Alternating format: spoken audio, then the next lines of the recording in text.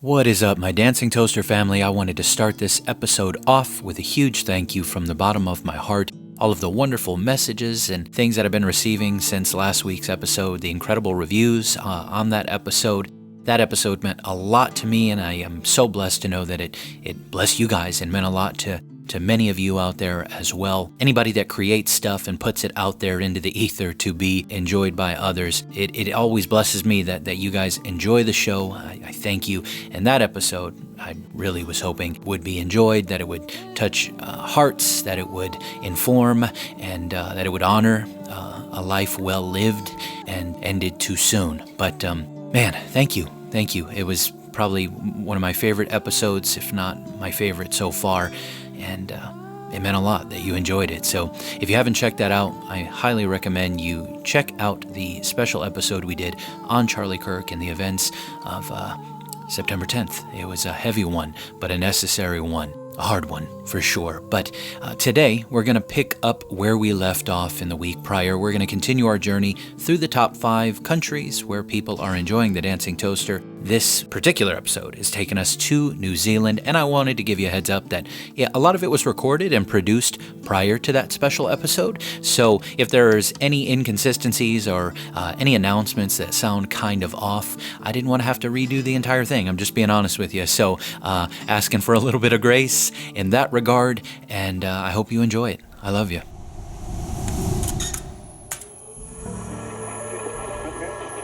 Report suspicious activities and call 911 for immediate response. Expect delay. Nobody else. Moving tags in from the south. Stand by. Flight 022. Maintain approach. You're clear for runway. Expect traffic delays and restrictions. Take personal security precautions to avoid becoming a victim of an attack. Avoid crowded public areas and gatherings. Maintaining 4,000. Runway 8 kilo. Holding. Not travel to areas affected by the attack or in a known area of elevated virus activity. Keep emergency supplies accessible and a full tank of gas at all times. Be careful. Government officials insist that this is isolated and significant of the attack in the spring. Okay. Who knows? Perhaps. We will continue. Hotels are supposed to be places of rest. 4 walls, a locked door, and a soft bed for the night between you and the chaos of the world outside. But the truth is, hotels are crossroads, temporary shelters where countless lives pass through like shadows. And sometimes, shadows leave stains. Every hallway is a vein carrying the footsteps of strangers. Every room is a stage where someone laughed, someone wept, or took their last breath. That's the cruel irony. The very thing that makes hotels comforting, the anonymity. The impermanence is also what makes them perfect breeding grounds for ghosts. Layer enough stories on top of each other and the walls start to whisper. Staff trade tales about doors that open themselves. Guests wake to find someone else breathing in their room, and entire floors seem to groan with the weight of memory. Some hotels become legends, not because their architecture is beautiful or their service is impeccable, but because they collect tragedies like unpaid bills. The names change, but the stories rhyme. People call them haunted hotels. I call them mausoleums with room service. In New Zealand, some hotels never let you forget. They cling to their histories like a bad hangover. Serving up more than warm beds and cold beer, they serve up terror like room service. Down in St. Bathan's, the Vulcan Hotel still keeps a room on permanent reserve for the Rose. They say she was a prostitute murdered in the haze of gold rush vice. No case file ever made it to the coroner's desk, but the town's oral tradition bleeds with stories of violence, brothels, and sudden deaths. Guests in room 1 don't need the paperwork. They felt the cold. They've seen her shadow. Further north in Napier, the Masonic Hotel carries the echoes of the 1931 earthquake. Over 250 died that day, buried under rubble while the city shook itself apart. The Masonic was rebuilt, Art Deco, bright and bold, but it's said the bar and ballroom still host figures in 1930s finery who never made it out alive. The Leviathan Hotel looms over Dunedin, like a relic that never learned how to sleep, its bones laid down in 1884 and still creaking under the weight of old secrets. They say the third floor belongs to Mrs. Antis Silk, the matron who ran the place with an iron resolve until death made her a permanent tenant. The Riccarton Racecourse Hotel sits in Christchurch with the kind of silence that feels staged, as if the walls are still holding their breath. In 1933, someone was found shot dead inside. No suspect, no trial, just a crime scene that aged into legend. Since then, people say the halls echo with footsteps that never reach the door, voices that belong and attention that clings to the air like cigarette smoke. The Riccarton isn't just a hotel, it's a story without an ending, a place where the gunshot still rings when the night is quiet. And then there's the famous Waitomo Caves Hotel, the crown jewel of New Zealand's haunted hostels. It doesn't sit on just history, but on sacred ground. Limestone riddled with caves once used as Maori burial sites, shadowed by legends of Taniwha. The stories here aren't tidy, they bleed together. A Maori princess shot dead for love, a guest in room 14 who followed her into despair, and a boy scalded in Cat Alley. The Waitomo Caves Hotel isn't just another stop on the road, it's the final destination for stories that never die. A fortress built on sacred ground, wrapped in plaster and paint, but stitched through sorrow. Other hotels may give you a chill or a fleeting shadow. They say Waitomo gives you something heavier. Its ghosts don't just rattle chains or flicker lights. They press in close. They breathe down your neck. They remind you that this place was never just about tourists and glowworms. It was always about the dead refusing to stay buried. If New Zealand has a capital of the haunted, they say this is it. The kind of place where the line between guest and ghost gets thin enough to tear. Today we examine these places where history checks in, but never checks out.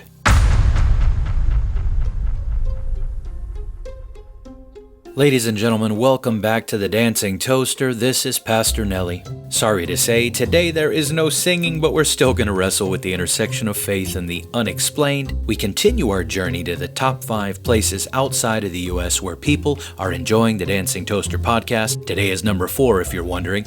Last week we went to Australia. Today we go a little more than 900 miles off its coast on the scenic island nation where one of the biggest and best trilogies of all time was made. That's right, The Lord of the Rings. Oh my goodness, you're such a nerd. Rude? What the heck are you talking about? The Lord of the Rings is classic. Stinking nerd. This nerd knows how to use a mute button. Anyways, one does not simply go to New Zealand and speak of one haunted hotel. When I realized I hadn't done a single episode on any haunted hotels yet, I decided that needed to change. That's why in our intro you heard about 5 haunted hotels in New Zealand, and the plan is to talk about all of them today. But before we can do that, Doc, since you want to open your mouth, it might as well be useful. Why don't you tell the nice people at home what time it is? Come on, would you hurry up and get this over with, since your long-winded behind wants to talk about 5 different places today? Doc, is that any way to treat the nice people that put food on our unhaunted tables? Fine. It's time for the thank yous. Why don't you get us started today, Doc? Oh, come on, haven't I been humiliated enough? What? I hardly think asking you to say thank you is a humiliation ritual. Fine. Thank you, New Zealand. What are you talking about? What the heck was that? Is that it? That thank you had all the warmth of a tax audit. Next time, just send me a sticky note that says meh. I've had about enough of the both of y'all. Anyways, moving on, I suppose that'll have to do for now. Yes, Doc, thank you to all the listeners in New Zealand. I would love to come visit one day. So many incredible things to see down there. It's one of my top 5 places I'd love to go one day. Vinny, what about you? Oh, yeah, I'd love to go to New Zealand, but I'd probably go to Brazil first. No, Vinny, I meant for the thank yous. But wait, why Brazil? The beaches and the UFOs, of course. Of course. Oh, get on with the thank yous, please. Oh, that's right. Thank you guys for listening to the show. You could be listening to anything else. I don't know why you would, because I'm here, but theoretically you could be, and here you are. So thank you. Yes, thank you, Vinny. Thank you to all the listeners for their time, most of all the ones that are helping to keep the wheels moving on this interdimensional Uber ride, my toasties. Those are my patrons over on Patreon. I'm all in on doing this show, and they're all in on helping me to do it. A lot of new people joined in August. I pray in September you would consider joining up as well. Yes, you, the one wondering if I'm talking about you. Yeah, you. If you want to help me, if you want to join them and help me to do what I do, $5 a month, help support my work, get you early access to content, you get ad-free listening, and you get access to exclusives, specifically a new show launching right around the corner, The Toaster Files. The new show will be called MESS, the Ministry of Esoteric Supernatural Studies. Another surprise perk for my toasties that I announced last week, they will be honorary citizens of Ashwood Pines, the fictional city where MESS operates. I, of course, won't be using your full legal names as I don't want to dox anyone, but the citizens that make up this beautiful and mysterious fictional town will be the wonderful people that make this show possible. I've started a conversation in the community tab on Patreon. If you got a special name you want me to use in the script, hit me up over there. You guys have already been giving me some really fun suggestions about names and the roles you want to play in the town. I'm really excited that you're excited. Hopefully I can turn some of this excitement into FOMO for those who are still on the fence about joining us. If you want to know more about that show, I put a full trailer up on the YouTube channel. Check it out. While you're there, do me a favor, subscribe to the YouTube channel. Vinny, are we forgetting anything? The merch, genius. Oh yeah, tell them where they can get some cool dancing toaster gear. If you want some of the gear with that adorable little toaster on it, head on over to the dancingtoasterstore.printful.me. You got shirts, hats, cups, you name it, although I still don't think this bum over here added socks for my Nona yet. Ouch, sorry about that. Get it together, Toaster Boy. I don't know how I feel about you continually calling me Toaster Boy all the time. What, I call this guy a bum? He don't say nothing, but he's upset about Toaster Boy. Anyways, without further ado, let's dive into our first haunted hotel for the day.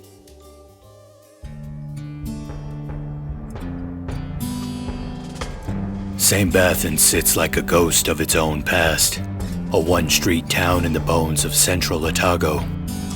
Once it roared with the madness of the gold rush, the clang of shovels, the drunken promises of men who thought they could buy eternity one pan at a time. But now it's quiet, the kind of silence that doesn't just rest on the land, it seeps into your pores, like a reminder that fortunes fade, but whispers don't. The lake nearby is a wound that miners left behind. They tore down Kildare Hill for a chance at riches, and when they were done, nature filled the pit with water. Blue Lake, they call it today. But it's not the blue of postcards. No, it's the blue of bruises.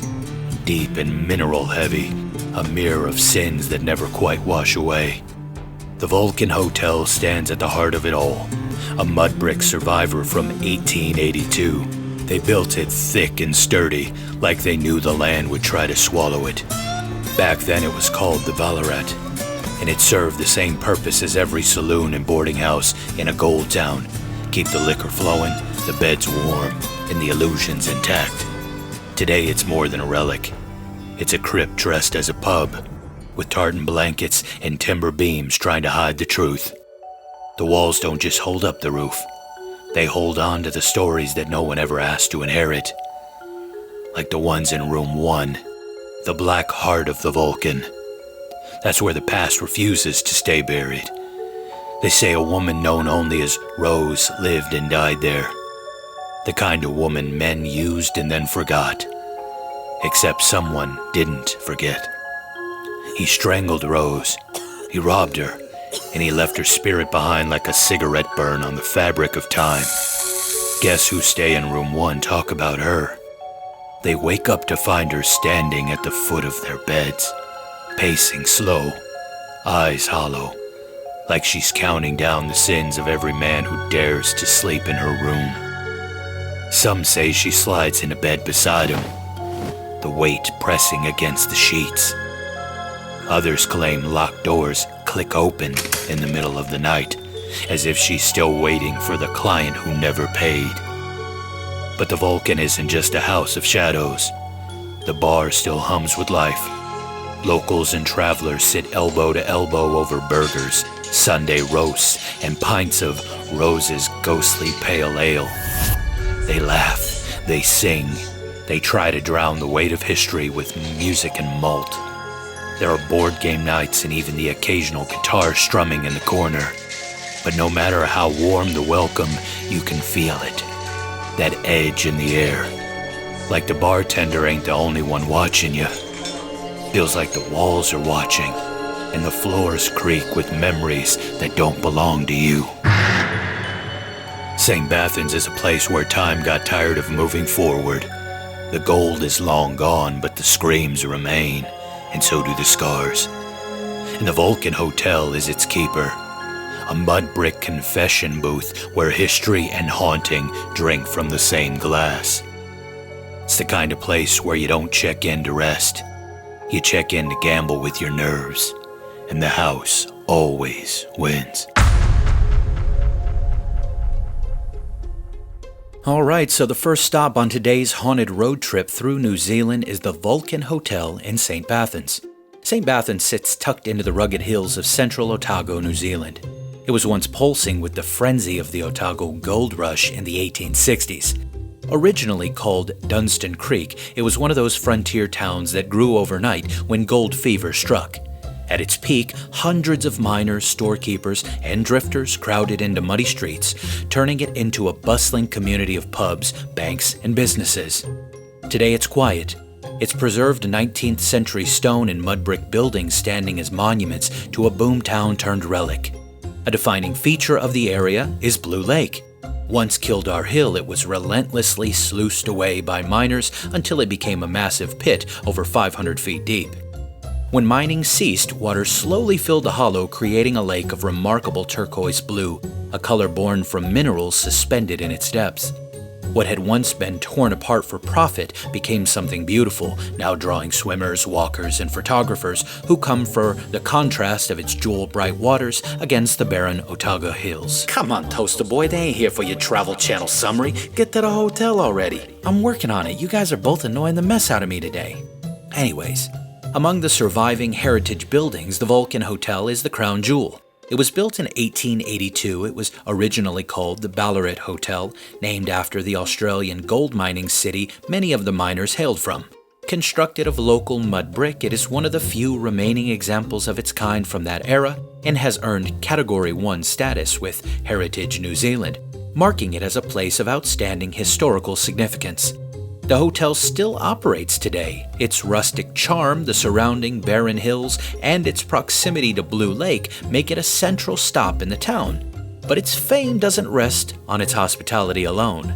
The Vulcan has earned another reputation, one less material and far more enduring.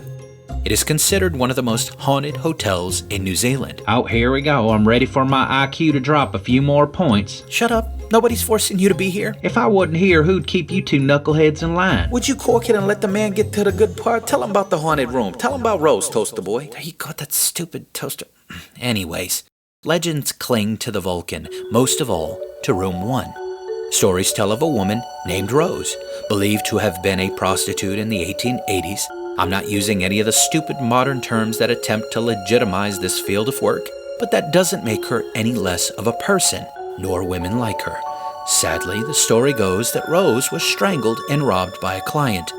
Guests who have stayed in Room 1 describe chilling encounters, the sensation of a woman's presence pacing around the bed, a weight settling beside them as though someone invisible sat or laid down, especially amongst male guests. Doors that mysteriously unlock themselves during the night. The tales are consistent enough that Room 1 has become infamous among travelers, ghost hunters, and thrill seekers. While skeptics dismiss the stories as folklore layered onto tragedy, others insist the atmosphere of the room itself bears a weight, an unease that presses in on the living. Rose has become a fixture in local storytelling, her tragedy folded into the fabric of the Vulcan's hotel identity. Whether ghost or myth, she embodies the lingering shadows of the gold rush, a reminder that fortunes were dug from the earth with both triumph and cruelty, and that some stories refuse to be buried. Ooh, can I tell them about all the evidence now? I don't appreciate your sarcasm. Duly noted. Yes, Doc, I know you're dying to tell us about the evidence. You mean the fact that there ain't none? There's no hard historical evidence that a woman named Rose ever actually lived, worked, or was murdered in the Vulcan Hotel. Her story appears mainly in oral traditions, ghost tales, and tourist accounts rather than police records, newspapers, or court documents from the 1880s. So we got no official death record, no coroner's report, nor have we any trial proceedings from the era ever linked to this case.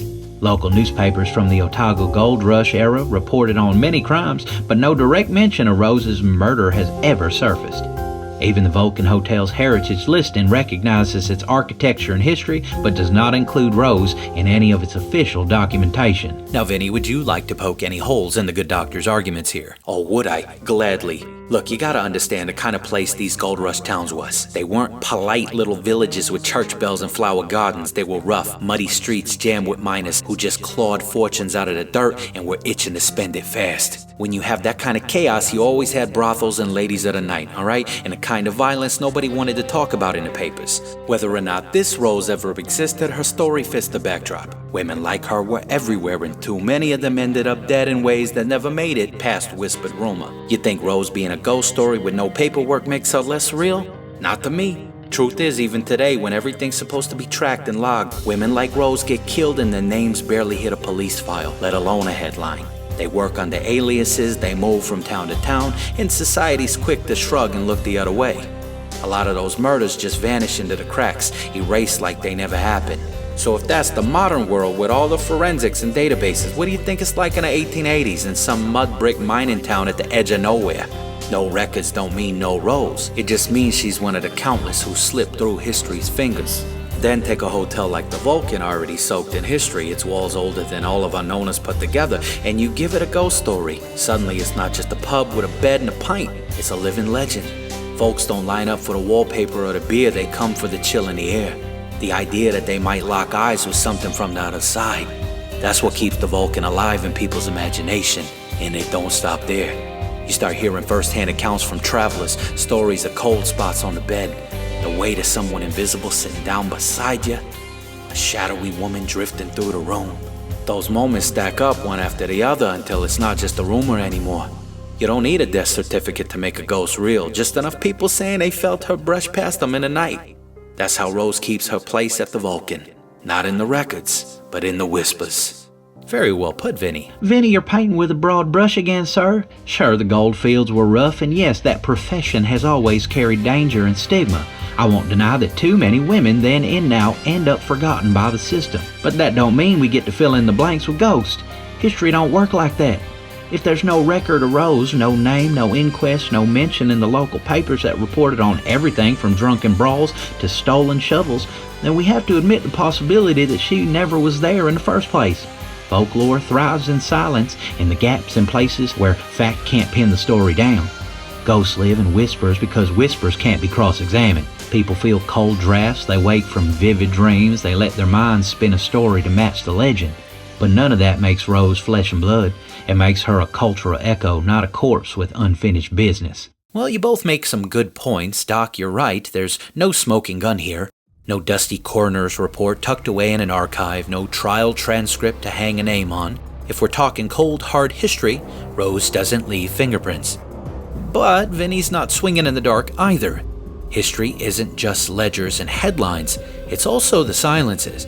The missing stories, the things people didn't bother to write down because they didn't think those lives mattered. And we know for a fact that women in her line of work were among the most disposable in society, both in life and in the records. So maybe Rose was real, maybe she wasn't. What we do know is the Vulcan Hotel still has a ghost story that won't die. Whether she's a murdered woman who slipped through history's cracks, or a legend stitched together from the whispers, Rose has become part of the place. She's not in the archives, but she's in the imagination, and in the end, that's where ghost stories live, half in fact, half in folklore, all of it shaping how we remember the past. Last week, Fred Fisher's ghost showed up with a purpose. In the story, he pointed from the shadows toward the creek, and that silent gesture may have cracked open a murder case that might have stayed buried. Justice, however strange its messenger, was served. Contrast that with Rose at the Vulcan. If she ever lived, if her story holds even a kernel of truth, she didn't get a courtroom, she didn't get a trial, and she didn't get a name carved into the public record. Instead, she lingers as a whisper in the dark, a spirit without resolution, denied the justice Fisher's ghost seemed to seize from the grave. One apparition pointed the way to truth, the other seemingly trapped in the gaps of history, echoing the pain of countless forgotten lives. Now I know you're still wondering, if Rose was real, is this her? I'm not one to candy coat things, given her line of work, regardless of how tragically her life may have ended. Lest she repented in her final moments, a la the thief on the cross, her hard times were only getting started at the Vulcan. God sometimes uses disturbing or unsettling things to force people to reckon with the truth. In Scripture, God permits signs that confront human sin and injustice. The voice of Abel's blood crying out from the ground in Genesis 4 is something we touched a lot on last week, or the prophet Samuel being called up in Endor in 1 Samuel 28. God allowed this to drive Saul deeper into judgment. Even in 1 Kings 22, God permits a lying spirit to reveal the corruption of the king's prophets. So could God permit the haunting of a place like the Vulcan as a sign of the weight of sin and injustice? Perhaps in the sense that he may allow a dark reminder to linger, not as the actual soul of Rose trapped on earth, but as a testimony to how the world discards certain lives and how dark things get when the hills glow with gold and greed. The haunting, if it is occurring, may act like a scar, a visible mark that something grievous happened, even if the details are lost. It could serve as a warning that sin leaves echoes, that injustice refuses to stay buried, and that ignoring the forgotten does not erase them. The danger, of course, is mistaking that sign. People might fixate on the ghost story and miss the deeper truth. God alone will right every wrong, and final justice doesn't come from a restless spirit, but from the judge of the whole earth. Now I'll level with you. I don't think Rose is in that hotel, but we do know that place was deeply scarred by sin, and Scripture speaks of sin staining a land. Perhaps something awful did occur in room number 1. I'm sure during that gold rush, lots of wickedness happened in room 1 and throughout the whole Vulcan. Sin draws evil spirits like flies to refuse, and it was in high supply, so perhaps the unexplained was no stranger at the Vulcan. Now, does it remain? Perhaps it does. And perhaps these spirits do for the purpose of continuing to keep people stuck in the trap of looking for life after death everywhere except where it can truly be found, in Christ alone. At the end of the day, all we have at the Vulcan is witness accounts, which can be a double-edged sword when there is nothing else to verify them with. In my coverage of the Dybbuk box a few weeks ago, when one goes into something expecting to see or experience something, the brain does a heck of a job sometimes, giving the user what it wants. Oh my goodness, there might be hope for you yet. Shut up. Wait a minute, aren't you going to address the specific phenomena at the Vulcan? Actually, no, our journey is far from over, and there's a lot of overlap with these cases. At the Vulcan, it appeared to be very localized, but also very anecdotal. So we're going to keep going to our second stop on this spectral road trip, to Napier. Now, it looks like Napier, but if I'm going to say it like they say it there, Napier is how I'm going to say it.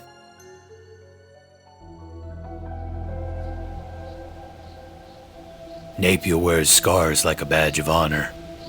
A seaside city rebuilt from rubble, where the ghosts of an earthquake still prowl the cracks of the pavement.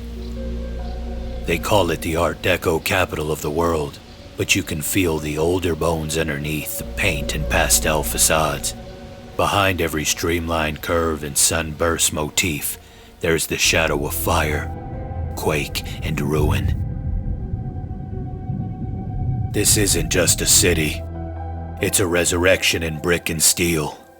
A phoenix that came back with style.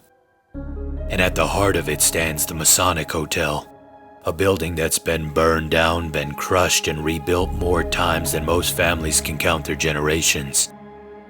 First raised in 1861, it went up in flames in 96, clawed its way back a year later. Then it took the full brunt of the 1931 quake that leveled Napier. Out of the rubble it rose again, dressed in the crisp angles and curves of Art Deco, the look of a city trying to smile through broken teeth. On the waterfront, the Masonic doesn't just face the ocean, it stares it down. But history doesn't wash clean just 'cause you slap a new coat of paint on it. The Masonic carries more than tourists and cocktails in its veins. It carries whispers. It carries shadows.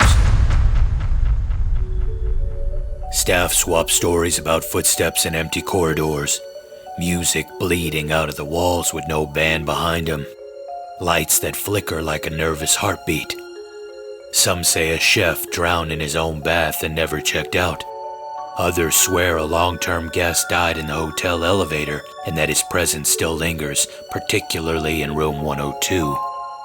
The lift sometimes feels heavier than it should, like it's hauling something more than just the living.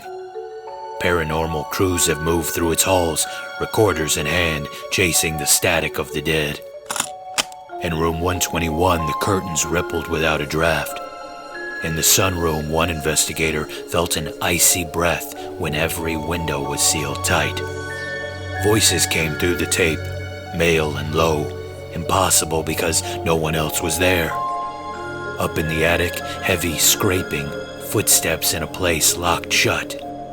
Down in the basement, the air pressed close, a labyrinth of concrete corridors that felt less like storage and more like a catacomb. Still no smoking gun, no phantom caught in the act though. No transparent hand waving at the cameras. The investigators called it a residual haunting. Ghosts not as conscious entities, but memories carved into the walls. A needle stuck in the groove of time. Like the building itself can't forget the pain that it's seen. That's the thing about the Masonic. By day, it's champagne glasses and sunlit balconies, a monument to survival. By night, it feels like the dead are still tenants, pacing the floors they once knew. It's a contradiction wrapped in stucco and neon, a hotel that is both elegant and haunted, beautiful and bruised. Napier rebuilt itself after the quake, but some parts of the past refuse to stay buried in the rubble. The history of the Masonic Hotel in Napier is one of the most well-documented elements of the story. It was first built in 1861. It quickly became a landmark on the waterfront before being destroyed by fire in 1896. Rebuilt the following year, it stood until the devastating Hawke's Bay earthquake of 1931, which reduced much of Napier to rubble. From that destruction rose the new Masonic in 1932, this time clothed in the bold, clean lines of Art Deco architecture. These milestones are not hearsay, but fact, recorded in newspapers, civic documents, and heritage New Zealand listings. The Masonic is a survivor, a building that has been born and destroyed and resurrected multiple times, each incarnation tied to Napier's turbulent history.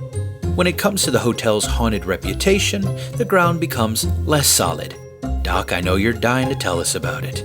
People love to pass around stories about the Masonic, a chef who supposedly drowned in his own bath, or a guest who dropped dead in the elevator and decided to hang around for eternity. They're colorful tales, sure, they pop up in nearly every paranormal write-up or ghost tour script. But here's the problem once again, there's no trail. No coroner's report, no obituaries, no newspaper articles, nothing you'd expect if those deaths actually happened there. What we got is repetition, not verification. When a story gets told enough and old enough, it starts to feel true, but feelings ain't evidence. These claims aren't history, they're folklore, nothing but embellished anecdotes passed down by staff and investigators who want a good hook. Until somebody produces a record, they belong in the category of campfire tales, not case files. Wait a minute. Here's the part you can't just wave away, Doc. Groups like Haunted Auckland and Paranormal New Zealand didn't just swap stories over for a pint, alright? They actually went in, they spent the night, they set up their gear, they logged everything. These weren't casual tourists, these were people combing the place for answers. And what did they find? Well, curtains shifting in room 121 when the windows were locked tight. Freezing cold drafts crawling through the sunroom where no air should have been moving. A man's voice picked up on recorders when not a soul was in the room. Footsteps stomping around in the attic even though the door was bolted shut. You can argue all day about what these things mean, but you can't say they didn't happen. The reports are right there in black and white. That's more than just folklore. That's first-hand documentation of something the walls don't want to forget. Benny, you're stacking shaky bricks and calling it a wall, sir. Sure, these investigation groups spent the night in the Masonic, I'll give you that. They wrote down what they thought they saw and they thought they heard, but that doesn't make it evidence. It makes it testimony. Curtains move when old buildings breathe. Drafts happen in structures that have been patched and rebuilt for a century. Recorders pick up stray radio interference, shuffling clothes, or even the investigator's own stomach growling if you ain't careful. Footsteps in the attic, wood settles, pigeons roost, pipes creak. People who go into a place already convinced it's haunted are primed to interpret every creak, flicker, and fart as supernatural, sir. What you got ain't documentation of ghosts, it's documentation of people wanting to find them. Now, it's true that much of what is reported here, like the Vulcan, lies in the realm of the anecdotal. Staff and guests continue to share stories of whispers in hallways, ghostly figures, flickering lights, and unexplained chills. The usual. None of these experiences can be measured or verified beyond personal testimony, though. Skeptics will dismiss them, like the good doctor here, as drafts, tricks of the mind, or the power of suggestion. Believers will point to the sheer consistency of such claims across decades. Personally, I'm very interested in the theory that the Masonic is home to residual hauntings, something we haven't touched on in months. It isn't the ghost of a person trapped between worlds or plotting revenge or whispering messages from beyond. It's more like a recording burned into the fabric of a place.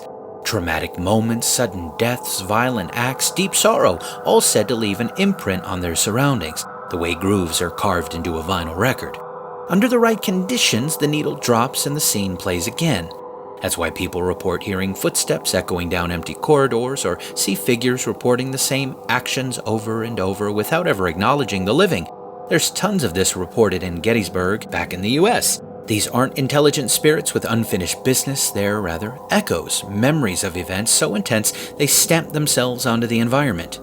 There is no hard historical or scientific evidence for it just yet. In places like the Masonic, though, with its long history of fire, a massive quake, and whispered tragedy, it isn't hard to imagine the walls holding on to some of that energy.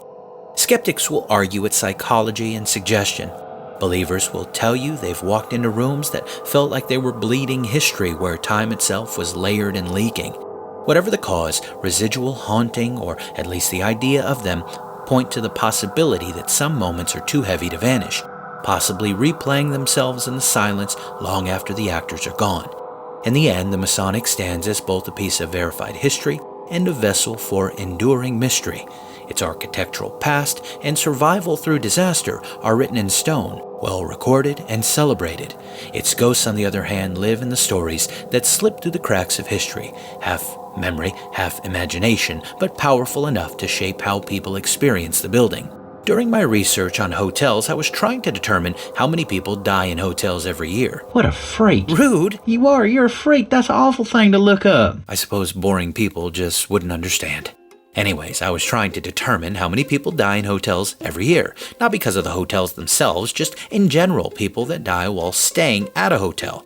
When it comes to hotel deaths, the numbers are far hazier than you might expect. There is no comprehensive global database tracking how many people die in hotels every year because fatalities are usually filed under broader categories, such as suicide, natural causes, or accidental death, rather than being tallied as hotel-specific incidents. The manner of death is recorded and tracked, not so much the location of the death. Still, a few studies and patterns shed some light. One rough calculation from Reddit's They Did the Math community suggested that if the global death rate of 8.5 per thousand were evenly applied to hotel stays, it might amount to around 98,000 deaths per year worldwide. Of course, that estimate assumes people on the brink of death happen to be in hotels, which is unrealistic. Factoring in that over half of all deaths occur in hospitals, the more grounded estimate drops to about 1 million deaths over 20 years, so around 50,000 annually. By contrast, a small forensic study in Germany found 22 cases of people dying in hotels across a 41-year span, showing how rarely such deaths are recorded in professional literature. Certain areas buck the trend. In Las Vegas, for example, hotels have reported suicide rates notably higher than the general population. Other hotel-related fatalities, such as fire deaths, are cataloged under entirely different categories. U.S. data, for instance, shows an average of about 15 deaths each year from hotel or motel fires. All told, while people do die in hotels, the scattered and inconsistent reporting makes it difficult to pin down hard numbers, and most deaths remain hidden within broader statistical umbrellas rather than isolated as part of the haunted hotel mystique. Most people don't check into a hotel intending to never leave.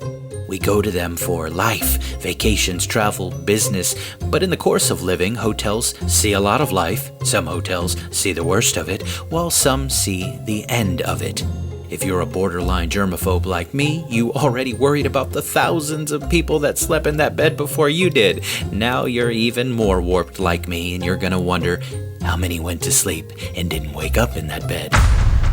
Wait a minute. Back to the Masonic. So you're saying because the earthquake hit the hotel and caused all that damage, that means there was a lot of death that could explain all the paranormal activity? That's what I was leaning toward. That's kind of what I was trying to piece together in my research that Doc called me a freak for, but it wasn't what I expected. What are you talking about? I don't want to downplay the event as a whole. According to reports at the time, about 258 people died in Napier due to the quake. That's a lot of bodies in that hotel. No, Vinny. That was the number of people that died in the city that the hotel was in as a whole. In Napier, the city. Oh, well then how many was in the hotel? 3 hotel staff members were among the dead after the quake. Reports note 3 men, David Evans and Leo Kyle, both barmen, and also David Cross. They lost their lives in the collapse of the Masonic. On the morning of February 3, 1931, at precisely 10:47 a.m., Napier and the surrounding Hawke's Bay region were rocked by one of the most catastrophic events in New Zealand's history. The earthquake registered 7.8 on the Richter scale, a force powerful enough to topple buildings in seconds and twist the very earth beneath the people's feet. It rumbled on for 2.5 minutes, a span of time that must have felt endless as the streets split, walls crumbled, and the ground refused to hold still. By the time the shaking stopped, the disaster had carved its place in history as New Zealand's deadliest natural calamity, leaving, as we said, 258 dead and thousands more injured. The quake's legacy wasn't just in the lives it claimed. The earth itself shifted. Napier was heaved upward by as much as 8.5 feet, 8.86 to be exact, reshaping the landscape forever. Swamps and lagoons were drained, the coastline was redrawn, and in their place nearly 40 square kilometers of new land emerged. That's about 15.5 square miles. All that ground would later become the foundation for suburbs, farmland, and even Napier's airport. In one violent morning, the city was both shattered and remade. The loss of any human life is always tragic. I don't want to downplay any of the deaths. But in a city that had almost 17,000 people at the time, the death toll could have been way worse than 258 with a quake that severe. And only 3 at the Masonic clearly means that there was no bloodbath at this hotel. The Masonic is loaded with history, a lot of heritage, but not a lot to explain the rumors of haunting. But fact and folklore still walk the same halls. The next stop on our journey is going to be... Wait a minute. Are you kidding me right now, Toaster Boy? What? You're not even gonna mention it? Mention what? Are you kidding me right now, Toaster Boy? The name of the joint. All the earthquake talk must have shook your brain. I can't believe you'd even try to convince me that a place called the Masonic ain't evil and haunted. Oh, thank you, Vinny. You're right. We can't forget that part. The Masonic Hotel didn't stumble into its name by chance. When it was first established in 1861, Freemasonry carried real weight in colonial New Zealand. Lodges dotted the growing towns, and the fraternity was seen as a mark of respectability, influence, and social order in a world that was otherwise wild and chaotic. Naming a hotel Masonic was both a signal and an invitation. It told travelers and locals alike that this was a place where members of the Brotherhood gathered, a hub of fraternity and refinement amid the rough edges of the gold rush and early settlement life. The Napier Masonic, like others across New Zealand and Australia, often played host to Masonic meetings and became a social anchor for the lodge community. While the hotel was never a lodge in itself, the name tied it to the Freemasonic world of ritual, secrecy, and influence. And over time, the association has added an air of mystique. Today, the hotel carries the title as part of its heritage identity, a reminder of the era when Freemasonry's reach was felt in almost every corner of civic life. And though the name now stands more for architectural beauty and historic charm than for brotherhood and ritual, it continues to fuel whispers and speculation, giving the building an aura that blends history with myth. Come on, you really think they slapped the word Masonic over the door just to sound respectable? Nah, that's branding with teeth. In the 1800s, Freemasons weren't just a bunch of guys in aprons playing secret handshake club, alright? They were the movers and the shakers, the builders of the town, the ones pulling the strings when nobody was looking. Naming a hotel the Masonic was more than just an invitation, it was a beacon. It told every brother traveling in the craft this is safe ground, this is where the business happens. And you can bet they was meeting behind closed doors, deals struck over whiskey and cigars, stuff that was never meant to hit the newspapers. Now fast forward to today, you walk past that grand Art Deco facade, and yeah, it's all charming cocktails for the tourists, but names carry power, Toaster Boy, and the Masonic still got that weight. The symbol might have faded into heritage branding, but for folks tuned into the undercurrent, the whispers are still there. Freemasonry thrives on ritual and secrecy, and buildings like this, old gathering places layered with history, soaked with that energy, oh, they soak it up. Whether a bunch of people died in that quake or not, it's no surprise the hotel's crawling with ghost stories. Some folks see apparitions, but I can't help wondering, are those echoes of the dead, or shadows left behind by the rituals and the secrets that seeped into the walls when the Masons ran the show? You know, I think you're onto something, Vinny. The Masonic wasn't just a place to grab a drink and lay your head. It was a statement. In those days, slapping Masonic on the front door wasn't about decoration. It was about allegiance. It marked the building as a part of a network, a beacon for individuals who carried influence, money, and above all, secrets. Those rooms weren't just filled with travelers, they were stages for conversations that shaped towns, maybe even countries, in ways the history books never spell out. And I also tend to agree with you that there's a possibility that places can remember. If Freemasonry is built on ritual, on secrecy, and on the weight of words and symbols, then a building that played host to all that is going to soak it in. Call it energy, call it atmosphere, call it what you like, but it lingers. So when people say the Masonic still hums with a presence, I don't think it's ghosts of the earthquake victims. I think perhaps they're feeling the residue of decades of whispered oaths and unseen hands moving the levers of power, with darker powers behind them. The dead leave echoes, sure, but so do secrets. I think the Masonic Hotel in Napier has more questions than we have answers. That being said, this is a topic too big for today's episode, but one definitely worth diving into later. Next stop on our haunted road trip through New Zealand is the Leviathan Hotel in Dunedin. What is called the Leviathan? Haunting confirmed. Be quiet, Vinny.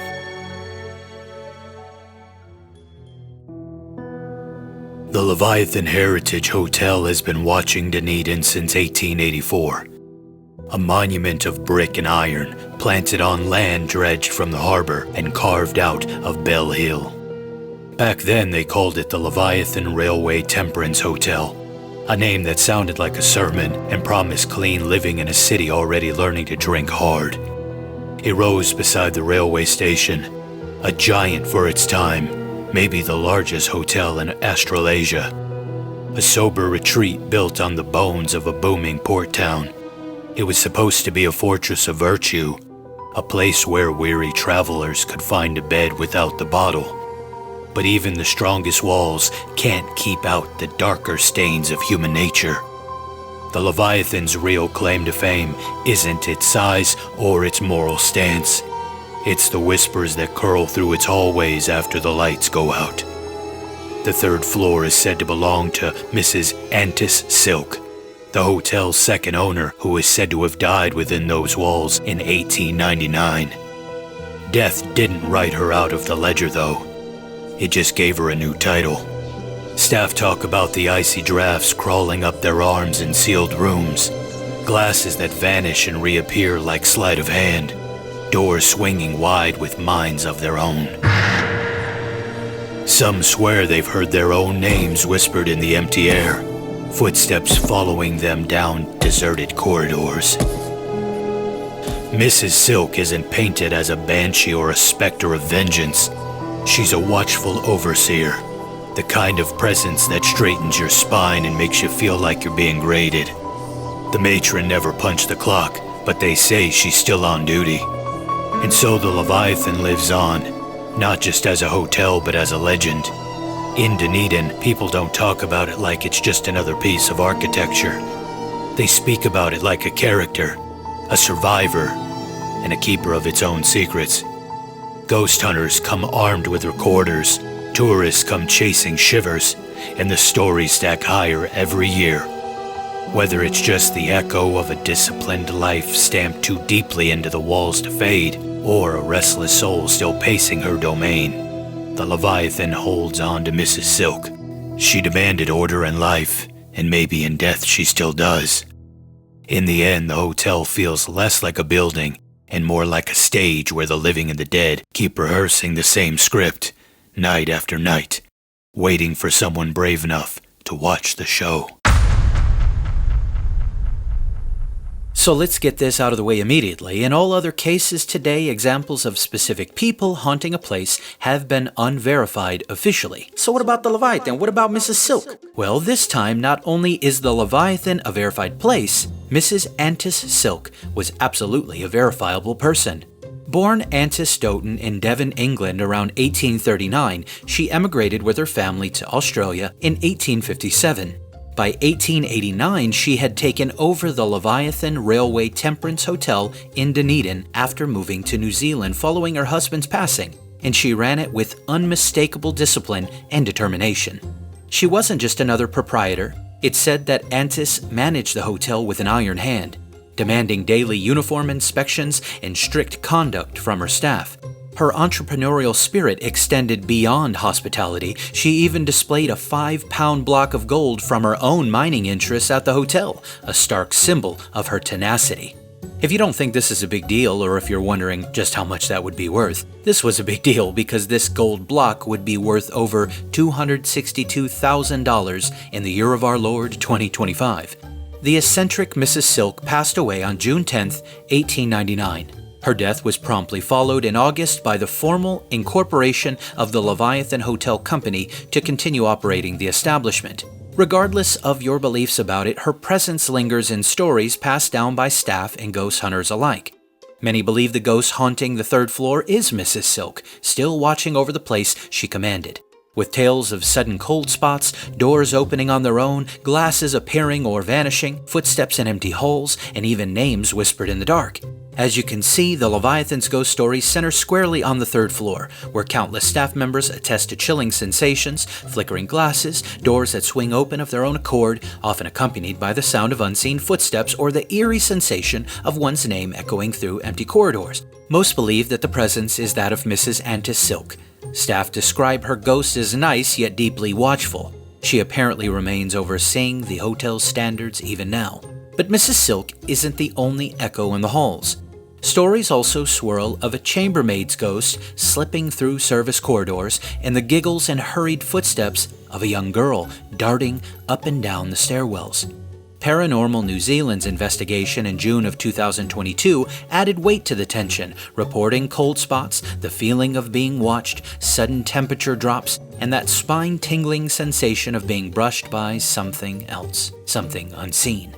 This mix of personal accounts, historical grounding, and formal investigation has cemented the Leviathan's reputation. Locally, it's more than a hotel, it's a threshold, a layered stage where the living brush shoulders with fragments of the past that refuse to fade. First off, I'm loving this, but I was wondering a few things. Sure, what's up, Vinny? Why the third floor, and why do folks think the ghost is Mrs. Silk? Has anybody seen a full torso vaporous apparition? Well, not quite, Vinny, at least not from what I could find. Actually, even if someone did see something, I don't think they would know if they saw her or not. What are you talking about? Well, because I can't find any publicly available images of the woman. From what I can tell, the only reason they think it's her is everyone's been told she died in the hotel in 1899. People already saw her as the matron of the place, that reputation carried into legend. Those that have claimed to see it describe the Leviathan's ghost as watchful rather than violent. The entity doesn't lash out, but seems to oversee, as though making sure things run properly. People claim that temperament fits perfectly with Mrs. Silk's character in life, reinforcing the belief it's her. Many ghost stories try to tie hauntings to unresolved emotions or duties. Since Mrs. Silk invested herself so heavily in running the Leviathan, people interpret the supernatural presence as her refusal to relinquish control, even in death. Okay, but what about my second question? Why the third floor? Did she live on the third floor or something? Local lore holds that Mrs. Silk's private quarters were on or near that level, which strengthens the connection. If she lived and died there, it makes sense for people to associate the haunting with that space. Most of the strange experiences, the cold drafts, vanishing glasses of water, footsteps in empty corridors, and people hearing their names whispered, tend to cluster around the third floor. That consistency gives it weight. But I fear the doctor has room to rebut once again in this regard. Oh, I sure do. I was waiting for y'all to shut up. There's once again no historical record confirming that Mrs. Antis Silk actually lived on the third floor of the Leviathan Heritage Hotel. While legends place the so-called ghostly presence there, this detail comes from folklore and zero documentation. But what if that's where she died or something? This one took some additional research and digging, but this is where I actually found a hole in the accounts. Hotel websites and paranormal articles love to say that she died in the hotel that she dedicated her life to, but this isn't the case. The Otago Daily Times carried a death notice stating that on June 10, 1899, Mrs. Antis D. Silk died at her daughter's residence in Dunedin. That is a primary source, and it places her death at her daughter's home rather than inside the Leviathan Hotel. An obituary card in the Dunedin Public Library's index also points to an ODT obituary on the 12th of June, 1899, page 5, confirming notice and date in that same news cycle. Cemetery records add detail about internment on the 13th of June and note a small discrepancy in the recorded dates, 10th versus the 11th of June, but they agree she died while in her daughter's care and not at the hotel. The hotel's own history page gives the date June 10, 1899, but without stating a location, and later retellings sometimes shift the scene back into the Leviathan, which appears to be folklore layered over historical record. I did not find a coroner's report, and none of these sources state a medical cause of death, but the newspaper notice and burial register are the best evidence for where she actually died. All right, fine. So the papers say she died at her daughter's place. That's ink on a page. But you really think that's just the coffin lid on the story? Look, death notices are tidy little announcements meant for public eyes. They don't always tell the whole truth. Maybe she passed in the hotel, maybe she got sick there, and they moved her out at the end. Maybe the family wanted her death recorded somewhere that sounded a little more respectable than a temperance hotel full of travelers. Point is, legends don't sprout from nowhere. The third floor has more reports of strange happenings than anywhere else in the building, and everybody links it back to her. If the documents and the ghost stories don't match, that doesn't kill the haunting, it makes it more interesting. History gives you one version, the walls give you another, and sometimes the whispers are louder than the ink. Vinny, this is exactly the problem, sir. You treat official records like they're optional and whispers like they're gospel. A death notice ain't just ink, it's the closest thing we got to a time-stamped receipt of reality. If it says she died at her daughter's residence, that's the fact until something stronger overturns it. Could the family have massaged the death details? Maybe, but that's speculation stacked on top of speculation. As for all the so-called third-floor reports, like I always say, people see what they expect to see. They hear what they expect to hear. A creak in the wood, a draft under the door. Suddenly it's Mrs. Silk still on patrol. Legends sprout from patterns in human imagination, not necessarily from history. The more a story gets told, the more weight it carries until people forget to ask where it came from in the first place. Whispers may be louder than ink in your head, Vinny, but ink leaves a record. Whispers just disappear when the storyteller's gone. Well, you guys make some compelling points as usual, so where do we land? Well, the paper trail says Mrs. Silk died at her daughter's home in Dunedin. That's the hard evidence, the kind you can pin to a date and a place. But the legends say otherwise. It keeps dragging her back to the Leviathan, to the third floor where the air runs cold and footsteps echo without bodies. Maybe it's a mistake, a story that grew legs because it sounded better that way. Or maybe there's more going on here. There's another angle nobody has bothered to consider, at least not from what I could find. What if the spirit walking the halls of the Leviathan isn't Mrs. Silk at all? Come on, are you gonna get my hopes up and then turn around and say it's a demon or something? That's not what I'm saying, let me finish. Once a name gets attached to a haunting, people start seeing everything through that lens. Cold drafts, footsteps, whispers, suddenly they all belong to the stern matron who died more than a century ago. But hauntings rarely come with calling cards. I can't find any pictures left of this woman, and she didn't even die in the building from what we can find. The third floor could just as easily be home to someone else entirely. A chambermaid who worked in silence, a guest who died and left no notice, or the option Vinny hates, a presence with no human origin at all. Oh, come on. I think the obsession with silk might be tunnel vision, a neat way of pinning a face to something far less tidy. In chasing her story, maybe the real tale has been overlooked or covered up. History leaves us one story, folklore leaves us another, and somewhere between the obituary columns and whispered accounts of night watchmen, someone or something continues to make their rounds. In the end, maybe the real haunting is how easily stories slip into the gaps history leaves behind. Time we move on because we still have 2 more stops. Next up is Christchurch. The Riccarton Racecourse Hotel doesn't announce itself with grandeur like the Leviathan. It sits a little apart. A Victorian pub born in the late 1800s to serve the racecourse crowds.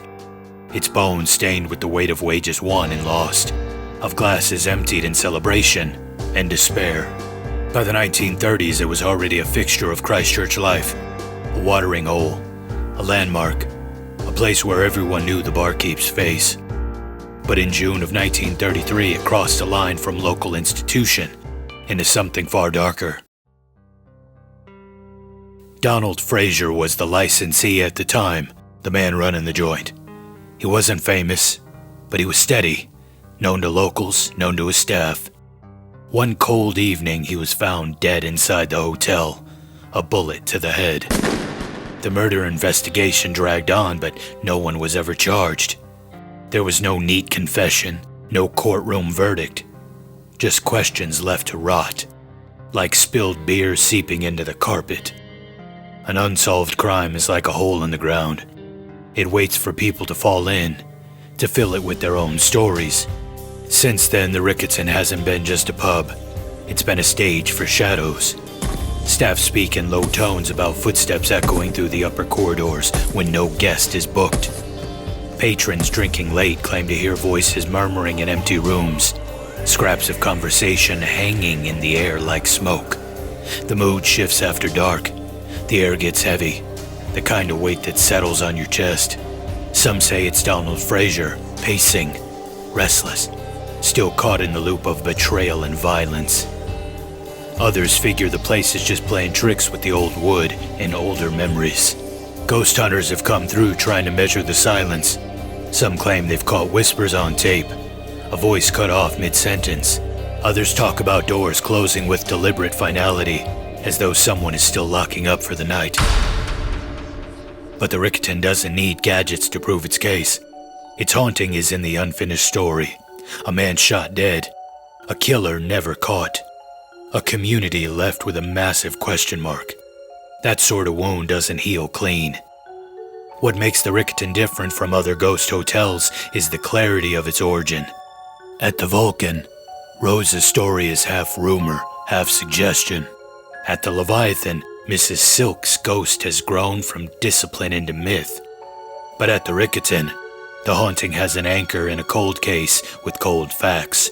A corpse, a crime, a mystery unsolved.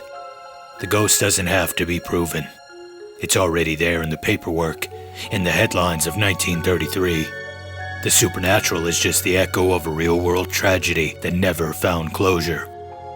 Today, the Riccarton Racecourse Hotel still operates, still pours drinks, still hosts conversations that stretch into the small hours. But for those who know the story, every creak in the floorboards and every gust against the window carries a question. Did Donald Fraser ever really leave? Or is he still there, trapped in the loop of a night that ended with a gunshot, waiting for the justice that never came?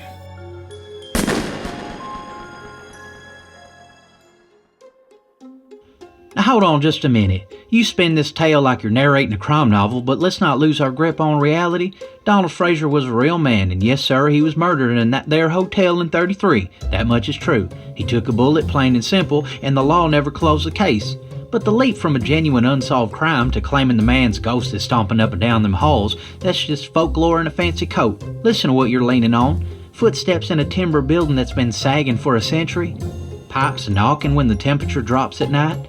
drafts slipping through cracks older than all of us put together. You put any soul in a hotel where they know a famous murder went down, and their imagination will start running faster than a hound dog after a rabbit. Every squeak turns into a spirit, every shadow is suddenly the killer coming back to finish the job. What really haunts that place ain't no phantom in a waistcoat. It's the fact that the killer never paid for what he did. That unsolved crime stuck in the town's crawl and people can't let it go. So they start seeing Donald Fraser on the wallpaper, hearing him in the floorboards, conjuring him up like a stage actor playing the part of unfinished justice. But that's human guilt and curiosity talking, not the dead walking. Ghosts don't hold grudges, people do. And this community's been holding one for darn near a century. You want a haunting? It ain't supernatural, it's psychological. It's a town writing its own ghost story because the ink on the police report never dried the way it shoulda. And let me tell you, whispers might tickle the imagination, but they don't stack up against hard evidence. They never have, and they never will. Doc, you make it sound like people are just winding themselves up over bad plumbing and squeaky floorboards. But let me tell you something. There's a line between imagination and experience, and too many folks at the Riccarton have crossed it to brush it off as faulty pipes. You don't get decades of staff and patrons all describing the same footsteps, the same voices, the same heaviness in the halls, unless there's something more at work. Sure, Donald Fraser was murdered. We both agree on that. The crime left a scar on the building and the people. But what you call psychology, I call residue. You think a man cut down in his prime without justice just vanishes into thin air? Nah, Doc. That kind of unresolved violence sticks. It festers. Call it energy, call it spirit, call it whatever you want to call it. It hangs in the air like smoke you can't clear. And don't hand me that bit about guilt writing ghost stories. The locals ain't inventing Don Fraser walking the halls. They're experiencing him. You can measure a draft, sure, but you can't measure the way a room changes when something unseen steps into it. That's not psychology. That's presence. You want to call it folklore? Fine, but folklore is born out of the truth people live through, not fairy tales plucked out of nowhere. You say ghosts don't hold grudges, well maybe not in your neat little worldview. But I say if any soul had a reason to linger, it's a man shot through the head in his own hotel with no justice ever served. You can't close the book on that with a coroner's stamp and a shrug, not when the walls are still talking. Both of you are circling the same wound from different sides. Donald Fraser's murder happened, no disputing that. The ink in the newspaper archives proves it, and the silence of an unsolved case left a mark on Christchurch that never fully faded. Dr. Wright is right about one thing. People carry that weight, and memory can haunt as hard as any spirit. But Vinny's not wrong either. When story and experience overlap for decades, when staff and guests keep reporting the same shadows and whispers, you can't just brush it all off as bad timber and leaky pipes. Maybe what haunts the Riccarton isn't a ghost in the traditional sense. Maybe it's a building soaked in unresolved violence, a community's grief looping back in on itself and the imagination giving it form. Or maybe, just maybe, like the case of Fred Fisher, it really is Fraser, still appearing and pacing through the halls, waiting for a justice he never received. That's the tension of the Riccarton. Fact and folklore, evidence and experience, history and haunting all layered together in one uneasy story. And whether you believe in ghosts or not, the result is the same. The place doesn't let you forget what happened there. I would love this to be a Fred Fisher type story. Unfortunately, there is nothing here to grab onto. If there is a spirit appearing, it's never pointed anybody in the direction of a culprit. I tend to lean on the side of doubt for this one, but I understand why a cold case is the perfect soil for a ghost story to grow in, and the Riccarton offers great fertilizer, not just with the unsolved murder, but the pub and the races. The events were flat races with thoroughbred horses. They drew large crowds, betting, and a carnival-like atmosphere. For much of the early 20th century, the hotel was filled with jockeys, trainers, punters, spectators celebrating winnings or drowning losses. Who knows if there are any self-checkouts after a massive loss at the races. Anywhere you got money, gambling, and hard drink, doors are opened. But I guess we'll never know for sure, as Fraser's death isn't the only thing that leaves us with unanswered questions. I think it's now time for the final stop on our haunted hotel road trip, the place that many claim is the most haunted hotel in New Zealand, the Waitomo Caves Hotel. The Waitomo Caves Hotel isn't just perched on a hill. It's planted on bones. A natural high point of limestone rock honeycombed with caves and streams that have always belonged more to myth than to men.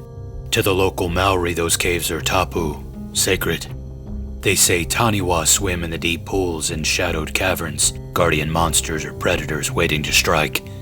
They whisper of the patupa'arehe luring the living into the dark, pale-skinned spirit beings with voices like flutes.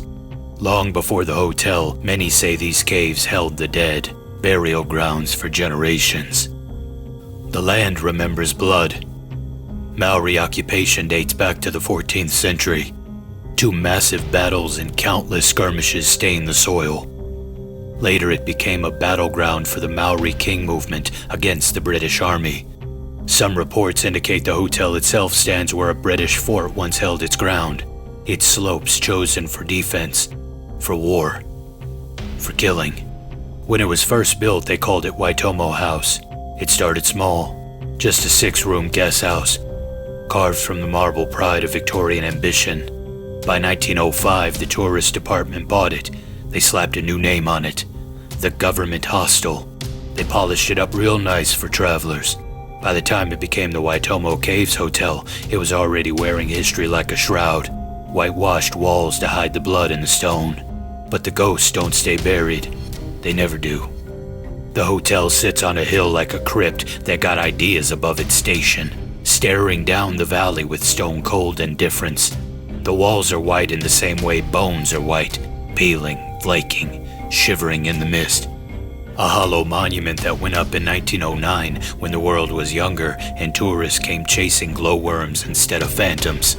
But time has a way of dressing ruins in new clothes. By 1927, they strapped an Art Deco mask over its face.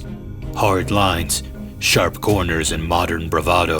The pair hang over the land like uneven eyes and a broken face, locked in a stare that makes the earth below uneasy. One side whispers Edwardian romance, the other grins with interwar steel.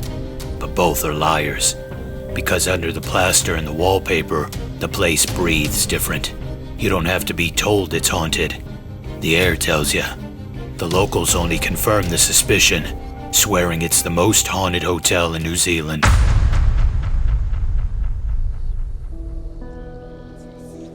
They claim the walls sweat blood, that bathtubs fill themselves with crimson floods that vanish the moment the lights flick on. They say pale orbs drift down the driveway like drunken fireflies, bobbing through the hallways like lanterns held by hands you can't see. And they say the sound in the Victorian wing doesn't belong to wind or to weather. A low moan rolling through the corridors, inhuman, not anything you'd want to meet alone. The shadows here aren't just shadows. They wear faces. Guests whisper of a woman in a Victorian gown, forever pacing, caught in a broken record of endless wandering.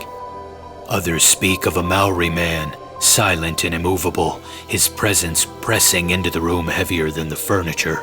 But the one who rules the legend is the Maori princess. They say she was cut down by a soldier's bullet for daring to love a man the wrong color, the wrong uniform. Now her spirit makes its home in room 12, dragging sheets, killing the lights, groaning like a heart that refuses to die. They call it a honeymoon suite. That's a sick joke. Room 14 carries its own obituary. A man once claimed the princess passed straight through him, cold as ice, heavy as despair. They say he didn't last long after that. He checked out of the hotel by checking out of this world. Now they say the room doesn't just carry her grief, it carries his too. 2 ghosts tangled together, misery doubled like a bad exposure. The hallway outside groans with footsteps that don't belong to the living. Every creak in the boards feels like an intruder you can't see. And then there's Cat Alley, a service corridor built for the forgotten, tiled like a morgue drawer, always colder than it should be. The staff don't like to linger there. They talk about Daniel, a maid's son, killed by scalding water sometime in the 1930s. Now it's his giggle that bounces off the tiles with small feet pattering where no child should be. Not cruel, not violent, just clueless and playful. But in a place like this, even innocence cuts like menace. The Waitomo Caves Hotel isn't just architecture. It's a wound stitched together by limestone and sorrow. History doesn't rest here. It bleeds through the wallpaper. It presses into every draft and creak, reminding you that the spirits here aren't content to be memories. They want more. They always want more. Now hold your horses right there. That was a mighty fine campfire story you just spun, but let's scrape away the cobwebs and look at the lumber underneath.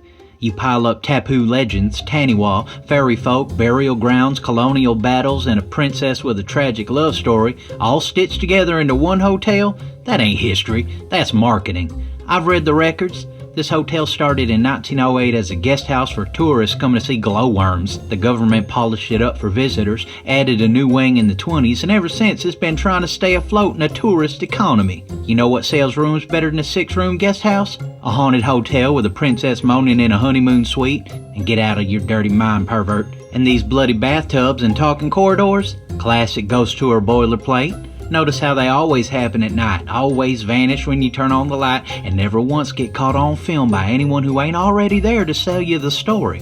You want to believe the walls bleed? That's your business, but I've seen enough bad plumbing and rusty pipes in my life to know how water takes on a red tint without dragging a princess out of her grave. You mentioned Cat Alley and poor little Daniel giggling. Sweet mercy, this is what I'm talking about. Every old building with a basement suddenly sprouts a child ghost.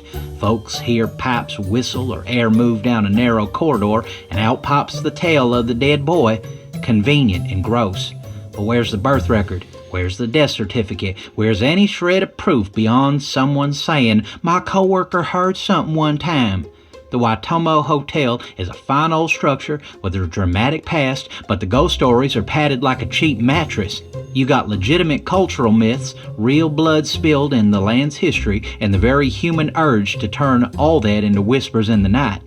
Mix in a dash of tourism dollars and suddenly it's the most haunted hotel in New Zealand. But don't confuse folklore with fact, and don't let marketing take the place of evidence. You want glowworms? By all means, book a room. You want truth? Don't leave your critical thinking at the check-in desk. Wait a minute, Doc, you keep calling this a sales pitch, but you're forgetting that legends hook into places that already hum. Waitomo is not a cardboard backdrop. The hill is limestone, the caves are sacred, Maori stuff ain't brochure fluff. You want receipts? Fine. The hotel's on the Heritage New Zealand list, and even the tidy write-ups admit the place has a reputation for hauntings. The folklore is consistent, room numbers and all. Room 12 gets the princess, reports of lights and sheets yanked like someone still has a say in the housekeeping. Room 14 is the one people whisper about with a shiver, the story of a guest who felt something pass through him and told others what happened, then took himself out. Cat Alley picks up the child energy, Daniel in the staff corridor, the kind of story hotel workers trade when they are the last ones on the floor. You can argue every draft and pipe rattle, but the pattern does not go away because a skeptic folds his arms. And spare me the whole tourism dollars did it line, like money cancels out the strange. Sure, a haunted label sells rooms. It does not write the first account for the night porter who's not on commission, or the investigator who comes out calling the results inconclusive even after camping in the belly of the beast. Not everyone is shilling. Some of them are just telling you what it feels like to stand where the Victorian wing meets the Art Deco face and hear a hallway breathe back at you. Boy, you got a gift for poetry, I'll give you that, but just 'cause a story repeats don't make it true. It just makes it well told. Patterns in folklore ain't the same as patterns of evidence. You point to room 12, room 14, Cat Alley, the so-called hot spots, but what I hear is the same rhythm every haunted joint plays. A lady in a gown, a guest who felt something pass through him, a child ghost running around the halls. That's the greatest hits album of haunted hotel lore. Now you can lace it with Maori tradition and local myth, and sure, that makes it richer, but don't mix respect for sacred land with spook show theatrics. You know what? Let's talk about your star attractions. The princess in room 12, the man in room 14, the boy in Cat Alley. I'm gonna say the same thing I said a dozen times today. There ain't a shred of evidence of either of them ever living or dying inside them walls. Take the princess. Sure, romantic story, tragic love, cut down by a soldier's bullet. It's cinematic, I'll give you that. But what was her name then? Tell me. What was the date of her birth? What was the date of her death? Where's the death record, a news clip, and something, even a whisper from the other side of the conflict? You won't find one. Not in the archives, not in the oral histories, not in anything but the hotel's guest story circuit. This tale is worse than a cold case without a body. We ain't even got a name to work with. And who exactly is the man that allegedly took his own life in room 14? What's his name? When did it happen? We have no clue because there ain't no proof he ever did. Wait a minute. What about Daniel, the little boy? We got his name, but let me guess, that don't count? Not by itself, it don't. Daniel who? All we have is the first name of a supposed son of a maid. What maid? What was her name? When did she work there? When was he allegedly scalded to death? We got no names, no records, just rumors. Folks spitting generalities about what they heard happened back sometime in the 1930s. But it ain't enough. Show me his birth certificate, give me a last name, show me a coroner's report, show me anything that this little boy ever walked them halls beyond just, oh, somebody on staff said. You can't because it ain't there. If a real child really died in them service quarters, the papers would have printed it. New Zealand's press love stories like that. Instead, what do we got? Silence. And that's what I keep coming back to. Legends stapled onto real bricks, but no bones underneath. Not a name, not a face, not a single document. Just shadows folks filled in with imagination to sell you rooms. Folks confuse resonance with reality. They stand in a place thick with history and feel something. That feeling is valid, it's human. But then we slap a ghost's face on it because we'd rather believe in a princess dragging sheets than admit our own bones are humming from the weight of the past. You want to camp in the belly of the place, hear a hallway breathe and call it strange? Go ahead. I call it acoustics. People are still lodging in these places. Old buildings shift, limestone carry sounds, pipes knock, wind finds its ways through cracks. That ain't the spirit world, that's physics. I ain't buying the hotel's ghost tour script. Waitomo may be sacred ground, it may be blood-stained ground, but that don't make every cold draft some undead guest. Sometimes a draft's just a draft, and sometimes a story is just a story, told enough times to start feeling like the truth.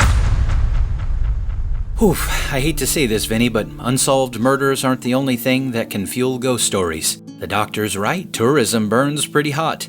Doubly so if you're a hotel. The haunted hotel motif draws hundreds of people every year. Let's say we solved the murder of Donald Fraser at the Riccarton, and his spirit no longer appeared. Well, that'd be bad for business, wouldn't it? The paranormal is a massive industry in and of itself, and if we fail to recognize that, we're being incredibly naive, and we're setting ourselves up to be duped. I may be a little more open-minded than the good doctor here, but at the end of the day, truth has to matter the most of all to us. Wait a minute, so you're just throwing it all out because of tourism? No, I'm not saying that. I'm not saying that all the phenomena we've discussed today are fake. I'm just saying, if you're gonna go to these places, keep both eyes open, not just for spirits, but for charlatans. I agree the Waitomo Hotel does have a rich lore around it that makes it a prime candidate for a haunting. The building isn't just perched above a tourist cave, it's layered over centuries of story and strife. The land itself is deemed tapu, sacred to Maori. With legends of Taniwa lurking in the underground rivers, generations treated those caves as places of both reverence and fear, a threshold between the natural and the supernatural. On top of that, the soil has been marked by violence, battles between iwi, the various Maori tribes and clans, clashes with British troops during the King movement, blood spilled in defense and conquest. All those echoes linger. Even without the hotel, the hill carries a reputation as a place of power, of memory, of restless spirits. Then the hotel arrived. It brought tourists chasing glowworms and left them whispering about ghosts. Over time, folklore settled into the walls. The grieving princess in room 12, the spectral presence in room 14, and the sad story of a child in Cat Alley. Whether or not the individuals behind those stories ever lived, the consistency of the tales gave them traction. But here's the puzzle. Did the stories grow because people truly experienced something strange, or did people start experiencing something strange because the stories had already taken root? It's the old chicken or the egg conundrum. The more the legends circulated, the more guests arrived expecting chills in the night. And once a person expects to hear a moan, a groan, or phantom footstep, their senses are sharpened to catch anything that fits, or the brain will make it fit. Yet on the other hand, the stories had to come from somewhere. Somebody at some point heard the first groan, saw the first shadow, felt the first hand tug the sheets in room 12.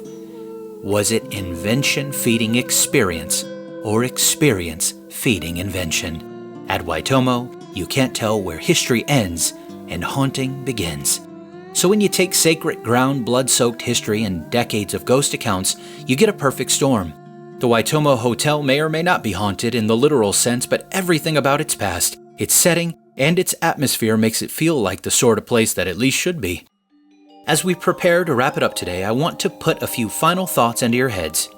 In horror and supernatural films, the plots are set up pretty nice and neat. Someone is typically going through a traumatic supernatural experience, one they wish to be rid of. Through the plot, the issue is resolved. The haunted person or the tormented soul or souls are put at ease, or at least until the sequel. Not that you can't make money after the fact, the Warrens have certainly proved that you can. But let's say there was a hotel, I don't know, kinda like the Sedgwick Hotel, and there's a bright green specter that's been destroying property while scaring and sliming guests. Who are you gonna call?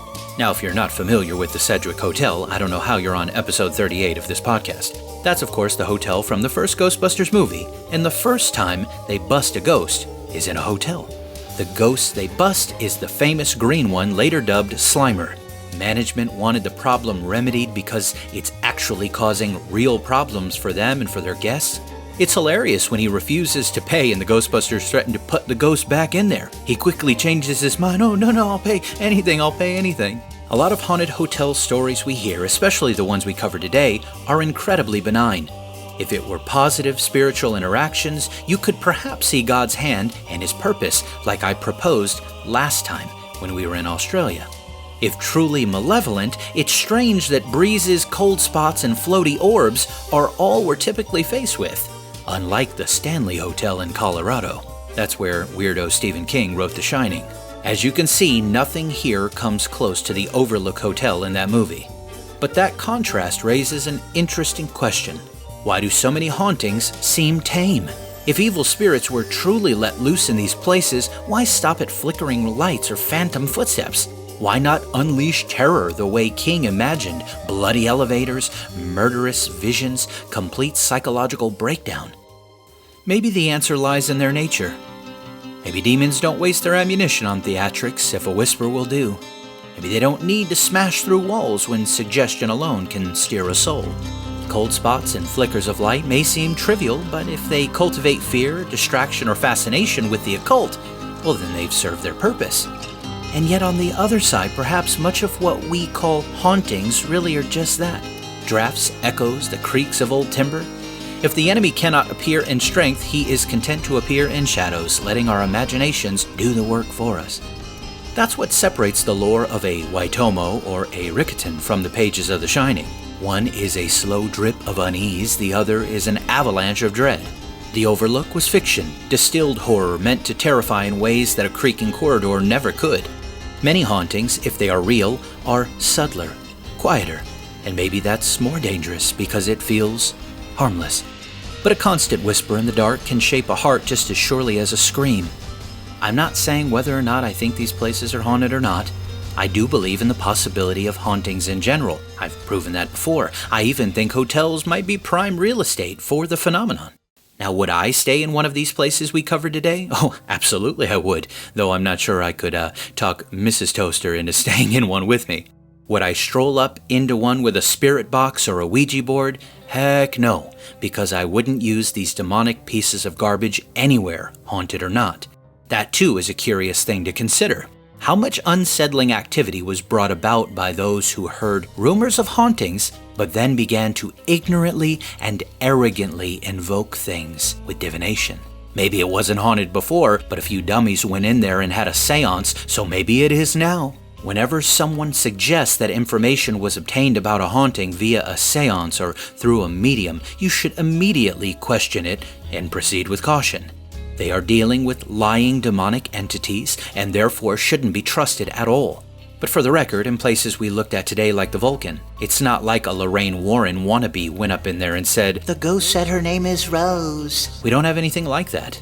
But as the good doctor pointed out earlier, we don't have anything to go off of with Rose. We have no idea where the story first came from, who suggested it first, who said that was her name first. One thing we've definitely learned today is ghost stories of haunted hotels thrive in the ambiguity. They don't need full-bodied apparitions or ironclad evidence to survive. In fact, the opposite is true. The less certain the encounter, the stronger the legend grows. A draft down a hallway, a door that shuts when no one's there, a whisper half heard in the dark. These fragments leave space for the imagination to rush and fill in the gaps. And the imagination is far better at conjuring terrors than any ghost could be. Ambiguity gives the stories oxygen. If a haunting were proven beyond doubt, photographed, documented, dissected, it would lose some of its power. Certainty locks things in place, but mystery keeps them moving. That's why haunted hotels don't just survive on their stories, they multiply them. Each guest leaves with their own version, each retelling bends a little in the shadows, and before long the hotel is less a building and more a mirror, reflecting whatever fear or longing people bring to it. It's in that gray area between creaking timber and genuine spirit, between faulty wiring and spectral light, that ghost stories flourish. Haunted hotels don't demand belief, they invite it. And it's not knowing that keeps the legends alive. My friends, I have been Nelly, and this has been the 38th episode of The Dancing Toaster. If our tales today stirred you, share this episode. That is how people are going to find out about the show. Share it with a friend who loves history and a few good mysteries. And if you want to help me continue to do deep dives like this, join the Toasties on Patreon and help me keep the lights on. Links for everything, as always, is in the show notes. For my beloved listeners in New Zealand, thanks for the hospitality from across the Pacific.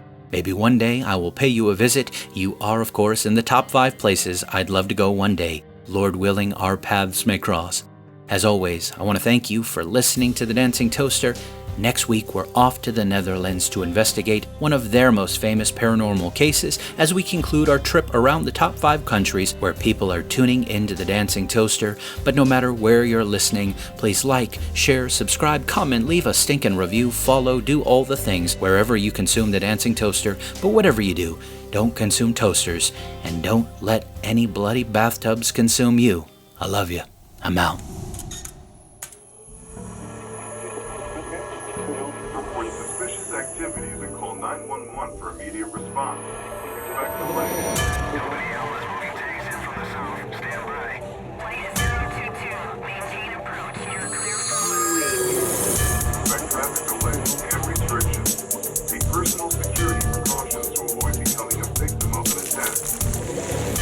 Avoid crowded public areas and gatherings. Maintaining northbound runway 8 kilo holding. Not travel in areas affected by the attack or in a known area of elevated virus activity. Keep emergency supplies accessible and a full tank of gas at all times. Be careful. Government officials have isolated and